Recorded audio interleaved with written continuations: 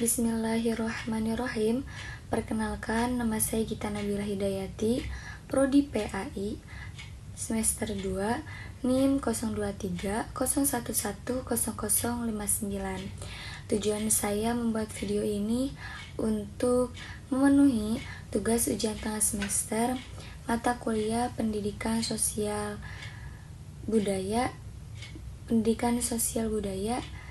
dan Teknologi. Dosen pengampu Bapak Dr. Rusmadi MMPD. Di sini saya akan menjelaskan tentang manusia sebagai makhluk individu dan manusia sebagai makhluk sosial. Yang pertama, manusia sebagai makhluk individu. Dalam bahasa Latin, individu berasal dari kata individuum, yang artinya tak terbagi. Manusia lahir sebagai makhluk individual yang maknanya tidak terbagi antara jiwa dan raganya.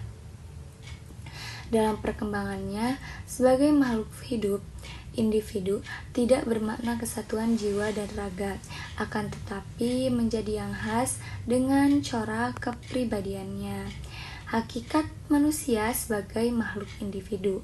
Manusia sebagai makhluk individu mengandung arti bahwa unsur yang ada dalam diri individu tidak terbagi, merupakan satu kesatuan yang tidak terpisahkan. Jadi, individu hanya sebutan yang tepat bagi manusia yang memiliki keutuhan jasmani dan rohaninya, kebutuhan fisik dan psikisnya, dan keutuhan raga. Contoh perilaku sebagai makhluk individu. Yang pertama, berusaha untuk memenuhi hak-hak dasar sebagai manusia. Yang kedua, memenuhi kebutuhan dan kepentingan diri demi kesejahteraan hidup. Yang ketiga, menjaga dan mempertahankan martabat. Ciri-ciri makhluk individu. Makhluk individu memiliki pikiran, kehendak, hasrat, dan perasaan yang bisa menetapkan kenyataan aksi dari luar dan dalam dirinya. Individu juga memiliki naluri untuk bertahan hidup, keinginan untuk mempertahankan keturunan, dan naluri untuk mencapai kepuasan. Tujuan hidup sebagai individu. Tujuan manusia sebagai individu adalah mencapai kebahagiaan, dan kebahagiaan utama harus ditemukan di kehidupan yang akan datang. Manusia sebagai makhluk sosial. Manusia sebagai makhluk sosial adalah makhluk yang berhubungan secara timbal balik dengan manusia lain. Dalam sosiologi, makhluk sosial adalah sebuah konsep ideologis di mana masyarakat atau struktur sosial dipandang sebagai organisme hidup.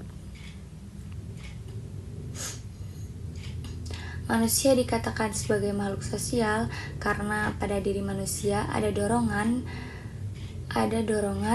dan kebutuhan untuk melakukan interaksi dengan manusia lain, dengan orang lain.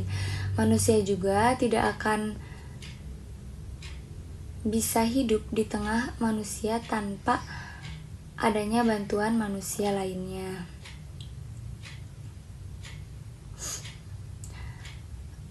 Manusia tidak akan bisa berjalan dengan tegak dengan mengandalkan bantuan atau uluran tangan orang lain. Manusia bisa menggunakan tangan, bisa berkomunikasi atau berbicara, dan bisa mengembangkan seluruh potensi kemanusiaannya.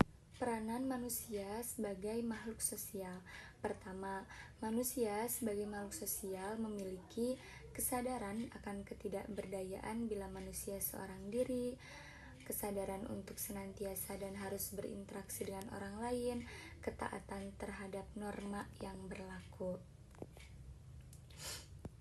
Yang kedua, keberadaan manusia sebagai makhluk sosial mewajibkan melakukan interaksi dengan manusia lain, yaitu berkelompok, membentuk kelompok sosial, menciptakan norma-norma sosial sebagai pengaturan tata tertib kehidupan kelompok.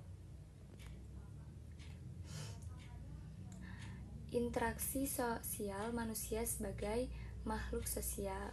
Yang pertama, ada bentuk interaksi asosiatif seperti kerjasama, akulturasi, asimilasi. Kedua, bentuk interaksi disosiatif. Yang pertama, persaingan, konvergensi, konflik.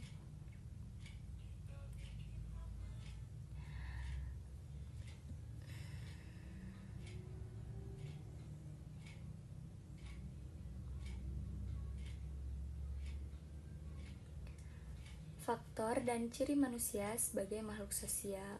Yang pertama, mempunyai rasa empati dan simpati. Yang kedua, saling membutuhkan. Yang ketiga, kelemahan dan kelebihan. Kesimpulannya, manusia sebagai makhluk sosial akan selalu berhubungan dengan makhluk sosial lainnya.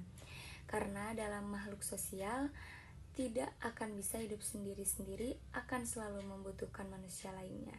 Interaksi sosial adalah kunci dari kehidupan sosial, antara keduanya tidak akan terlepas.